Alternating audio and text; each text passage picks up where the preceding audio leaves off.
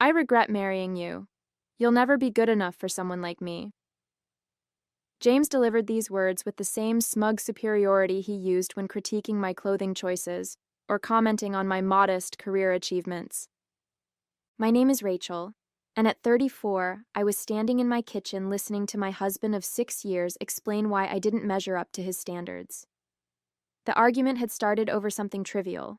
I'd bought the wrong brand of coffee, but had quickly evolved into his favorite topic, my inadequacies. I looked at him across our granite countertop, taking in his self-satisfied expression, his perfectly pressed shirt, his carefully styled hair. 6 years of marriage, and he still acted like he'd done me a favor by choosing me. We'll see about that, I replied quietly, my voice steady despite the storm brewing inside. The smile slipped from his face for just a moment. He'd expected tears, probably. Or perhaps begging, promises to do better, to be worthy of him. Instead, I picked up my car keys and headed for the door. "Where are you going?" he called after me, confusion evident in his voice. "Rachel, don't be dramatic. You know I'm just trying to help you improve." Improve? Like I was a project he'd taken on, a fixer-upper he'd grown tired of renovating. Every critical comment over the years flashed through my mind. My plain wardrobe, my unremarkable career trajectory, my average achievements. "Just going to the gym," I replied, which was true. But for the first time, I wasn't going because James had hinted my jeans were getting tight. I was going because I wanted to, needed to, do something for myself. In the car, I didn't cry. I didn't scream. I didn't call my friends to vent about my husband's cruelty. Instead, I made a mental list. A plan. James thought I'd never be good enough? Fine. Let's see what not good enough looked like when it walked away. At the gym, I signed up for personal training sessions, not to meet James's standards, but to feel strong, to remember what it felt like to set my own goals, to work towards something for myself rather than for his approval. My phone buzzed with a text from him. "Don't forget we have dinner with my colleagues next week. Wear something sophisticated this time." And I thought about all the dinners where he'd subtly corrected my table manners, explained my job in dismissive terms to his coworkers, introduced me like an accessory rather than a partner. Looking forward to it, I texted back. Let him think his words hadn't landed. Let him believe everything was normal. I had 4 weeks until that dinner, and he had no idea what was coming. The next morning, I made an appointment with a divorce lawyer before heading to work. James noticed nothing unusual about my early departure. He was too busy critiquing the breakfast I'd made. "The eggs are overdone again," he sighed, like my culinary skills were a personal affront. "I don't understand why you can't master something so simple." "You're right," I replied mildly. "I guess I'll never be as perfect as your mother." He missed my sarcasm, launching into another story about his mother's legendary breakfast-making abilities. I let him talk while I mentally reviewed my checklist. Lawyer, bank accounts, apartment hunting, each item a step toward freedom. At work, I threw myself into a major marketing campaign I'd been hesitant to lead. James had always implied I wasn't ready for bigger responsibilities, that I should be content with my current position. "Not everyone can be ambitious," he'd say, as if ambition was a quality reserved for people like him. My boss noticed the change immediately. "This is excellent work, Rachel," she said, reviewing my proposal. "I've been waiting for you to step up like this. In fact, there's an opening for senior marketing director I think you should consider." A month ago, I would have demurred, heard James's voice in my head listing all the reasons I wasn't qualified. Instead, I smiled and said, "I'd love to apply." That evening, while James worked late, I went through our wedding photos. I barely recognized myself, not because I looked so different, but because I remembered how I'd felt that day. Confident, worthy, loved. When had I started believing his subtle digs? His constant implications that I was somehow lacking? My phone buzzed with a text from my college roommate, Sarah. We'd lost touch over the years. James had never liked her aggressive personality. Haven't heard from you in forever. Drinks soon? I thought about all the friendships I'd let fade because James found my friends too loud, too ambitious, too independent. How he'd slowly isolated me until his opinion was the only one that mattered. Love to, I texted back. Tomorrow work? That night, James came home late, reeking of expensive scotch. Had dinner with the partners, he announced, loosening his tie. You should have seen their wives. So elegant, so polished. Why can't you put in that kind of effort? I looked at my husband, really looked at him, and saw not the impressive man he pretended to be, but someone small. Someone who could only feel big by making others feel small. Maybe you're right, I said softly. Maybe I'll never be that kind of wife. He smiled, satisfied that I was finally accepting my limitations. He had no idea I was already planning my escape. The next few weeks passed in a carefully orchestrated dance. While James continued his usual commentary on my shortcomings, I quietly set my plan in motion. I opened a separate bank account and started transferring my own salary into it. The lawyer had confirmed what I suspected. The money I'd earned was mine, despite James's constant implications that everything we had was thanks to him. Sarah helped me find a beautiful apartment across town. Modern, bright, everything James would hate. Too feminine, he would have said, as if that were an insult. I signed the lease using only my name, something I hadn't done since before our marriage. At work, I threw myself into the senior director application. My presentation to the board was scheduled for the same day as James's dinner with his colleagues, the dinner where he expected me to play the role of perfect, submissive wife one last time. Don't forget about Thursday, he reminded me over breakfast. The partners' wives will all be there. Try to do something about your hair before then. And please wear the blue dress I bought you. At least that's appropriate. The blue dress he'd bought to fix my wardrobe, claiming my own choices were too colorful, too bold, too much like me instead of what a partner at his law firm's wife should be. Of course, I said, buttering my toast. I want everything to be perfect. He smiled, pleased with my apparent submission. Finally learning, aren't you? Maybe there's hope for you yet.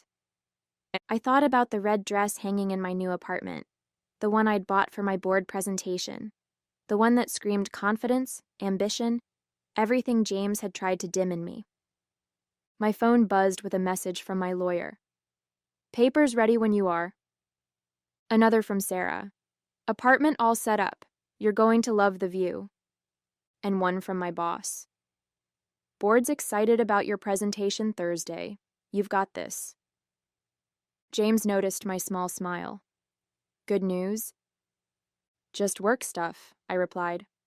Nothing important. He launched into his usual speech about how I should be content with my comfortable position, how not everyone was meant for leadership roles. I let his words wash over me, no longer feeling their sting. That evening, I packed a small bag while he was in the shower, just enough to get through the next few days. The rest of my things were already in my new apartment, moved piece by piece over the past weeks. Going to the gym again? He called out as I headed for the door. You're certainly dedicated lately, though maybe focus more on cardio than weights. You don't want to look too muscular. Just trying to improve, I called back, using his favorite word. Isn't that what you've always wanted? Thursday arrived with perfect timing. My board presentation was scheduled for 2 p.m., giving me plenty of time before James's dinner at 7.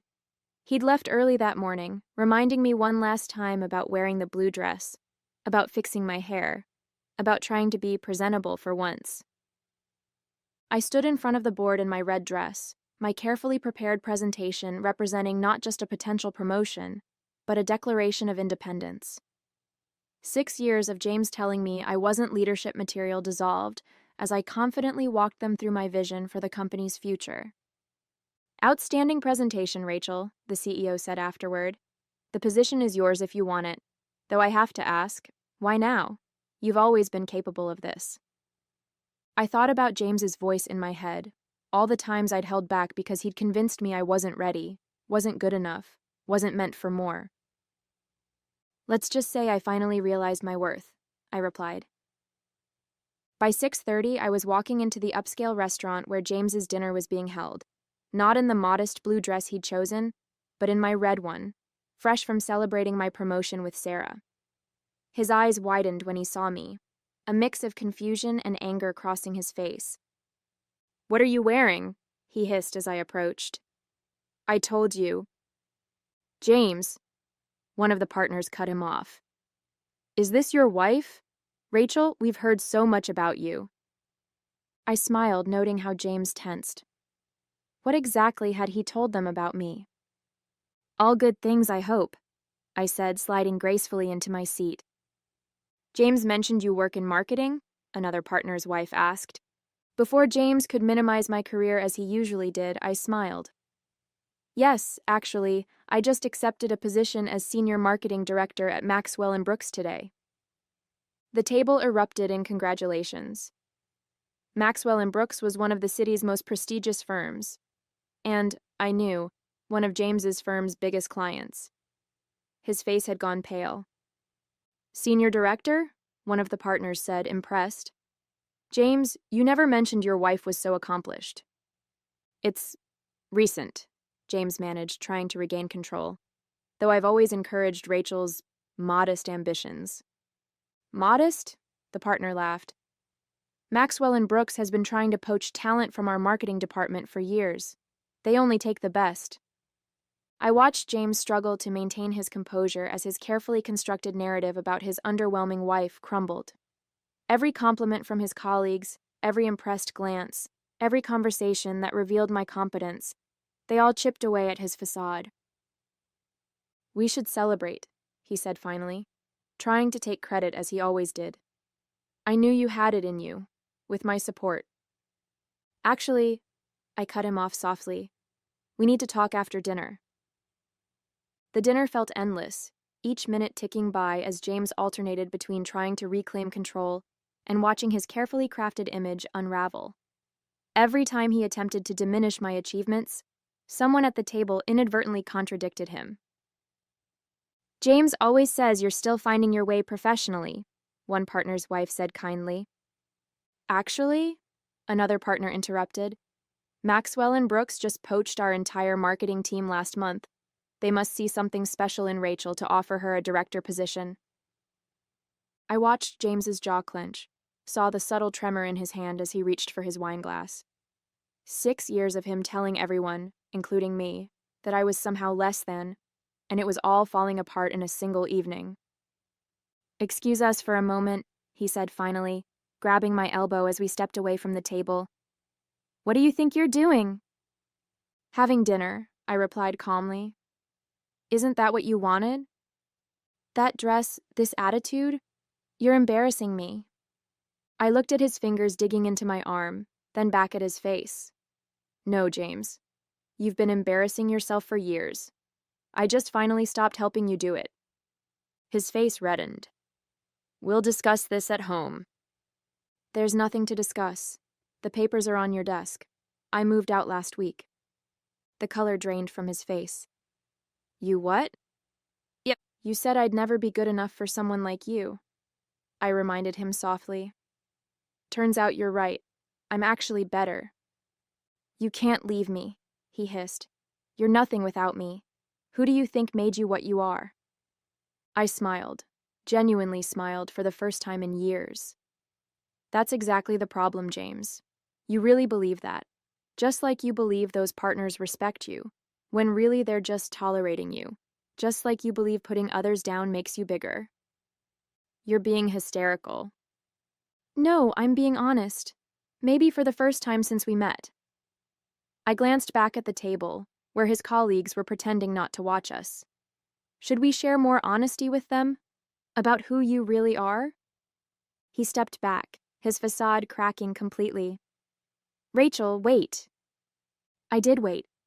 For 6 years, I waited for you to see me as an equal, to value me, to love me instead of trying to diminish me. I'm done waiting." "Let's go home," he pleaded, his voice losing its usual arrogance. "We can talk about this. I'll do better. I'll get counseling." "The time for that was 6 years ago," I replied. Or 3 years ago when I begged you to try therapy with me. Or even last month before you told me I'd never be good enough. His eyes darted around the restaurant, aware of the attention we were drawing. James hated scenes, unless he was the one creating them to put me down. You're upset, I understand. The promotion's gone to your head, but this isn't you, Rachel. The dress, the attitude, this isn't the woman I married.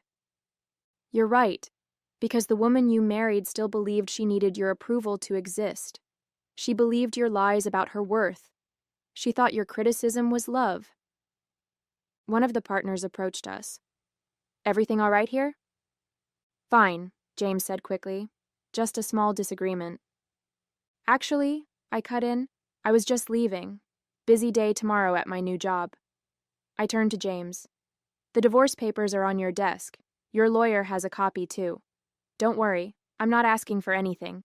You can keep all the furniture you picked out, all the clothes you chose for me, all the pieces of the life you tried to force me into.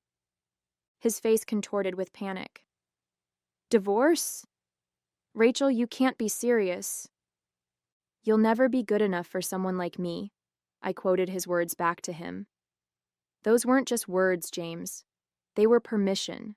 Permission to finally believe I deserve better. The partner was still standing there, witnessing James's carefully constructed world crumble.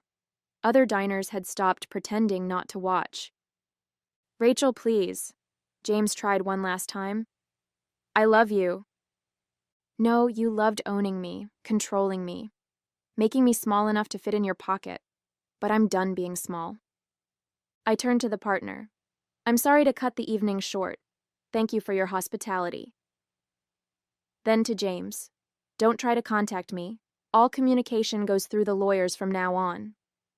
As I walked away, I heard the partner ask, Everything okay, James? Fine, James replied automatically. Rachel's just being dramatic. Really? The partner's voice carried. Because from where I stood, she sounded perfectly reasonable. Maybe we should discuss your position at the firm tomorrow. I smiled as I stepped into the warm evening air. My new apartment was waiting. Bright, open, filled with colors James would hate. My new job started Monday. My new life was already beginning. The fallout from that dinner rippled through our social circles like a tidal wave. James tried to control the narrative, claiming I was having a midlife crisis, that the promotion had changed me, that I'd become unstable. But his carefully crafted image had cracked too publicly for anyone to fully believe him. His colleagues had seen too much that night. The way he'd tried to grab my arm, the desperation in his voice, the mask slipping to reveal the insecure man beneath.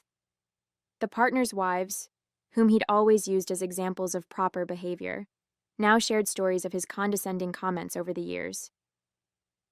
He always made little digs about Rachel, one confided to mutual friends. We thought she was quiet and insecure, but now we realize he'd been systematically undermining her for years. At work, my new position came with an office overlooking the city. I filled it with everything James had deemed inappropriate: bright artwork, comfortable furniture, family photos that showed me smiling with friends he'd disapproved of. Every day, I felt more like myself and less like the shadow I'd become in our marriage. Sarah helped me rediscover old passions: photography, hiking, taking cooking classes for fun rather than to meet James's standards. I forgot how much you used to laugh, she said during one of our weekend adventures. The divorce proceedings moved quickly thanks to my preparation. James alternated between threats and pleading, sending lengthy emails about how I was ruining both our lives. Each one revealed more of his true nature: the control he'd masked as concern, the criticism he'd disguised as care. You're making a fool of yourself, he wrote. Everyone sees how you've changed, how you're not the sweet, modest woman I married. I forwarded each message to my lawyer without responding. Let him show the world exactly who he was. His mother called, trying to mediate. James tells me you've become quite difficult, she said, her tone matching the one he'd always used. He's just trying to help you be your best self. No, I replied. He was trying to make me into someone small enough to make him feel big. I'm done being small. The news of my promotion spread through our social circle. along with stories of the dinner where I'd finally stood up for myself. Women I'd known for years started reaching out, sharing their own stories of controlling partners, of rediscovering themselves, of choosing their own worth over someone else's approval. My new apartment became a sanctuary of self-discovery. I painted the walls colors James would have hated, bought furniture for comfort rather than appearance, and started hosting dinner parties where laughter mattered more than proper etiquette. One evening, as I was leaving work, I ran into one of the partners from that fateful dinner. "James is on probation at the firm," he told me. That night opened our eyes to some concerning patterns in his behavior. Several junior associates have since come forward with complaints about his management style. I wasn't surprised. James's need to feel superior hadn't been limited to our marriage. "You know," the partner added, "we do a lot of business with Maxwell and Brooks. Looking forward to working with you in a professional capacity." 3 months into my new life, James made one final attempt to regain control. He showed up at my office unannounced, wearing the contrite expression he'd always used after his cruelest moments. "You've made your point," he said, standing in my doorway. "You've shown everyone you can succeed without me. Now let's stop this nonsense and come home." I looked at him from behind my desk, taking in how small he seemed now. His perfectly pressed suit couldn't hide his desperation. His practiced smile couldn't mask his fear of losing his favorite target. "This isn't about making a point," I replied. "This is about finally living my life without your constant criticism, your subtle digs, your need to make me feel lesser." "I was trying to help you improve." "No, you were trying to break me down to build yourself up. There's a difference." He stepped into my office uninvited, his eyes taking in the decor he would have once criticized. The awards I'd won since starting my new position. The photos of me with friends, smiling, living. "You've changed," he accused. "No, I've remembered who I was before you convinced me I needed to change." My assistant appeared in the doorway. "Everything okay, Rachel? Security is on standby." James flushed at the implication that he might need to be removed. "I'm your husband." "Ex-husband," I corrected.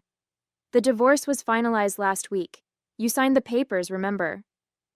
His face darkened. "You're making a mistake. You'll never find anyone else at your age. You'll end up alone."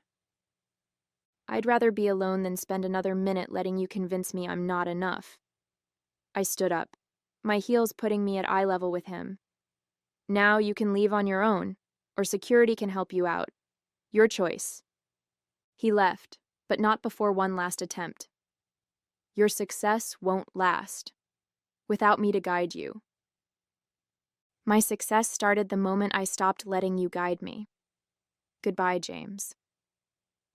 Later that evening, at a dinner with Sarah and other friends, I shared the encounter. Instead of sympathy, I received congratulations. "To Rachel," Sarah toasted, "who proved that the best revenge is living well and letting them watch." The women around the table, successful, vibrant, real, clinked glasses. Some shared their own stories of breaking free from controlling partners, of rediscovering their worth, of choosing themselves. James's words about ending up alone echoed hollowly against the sound of laughter and friendship filling the restaurant. This was what he'd tried to keep me from. Genuine connections, real joy, a life lived on my own terms. My phone buzzed with a message from my boss. Another successful campaign, another reason to celebrate. In the 6 months since I'd left James, my career had soared. Turns out confidence blooms quickly once you stop letting someone trim its edges. "You're glowing," one friend observed.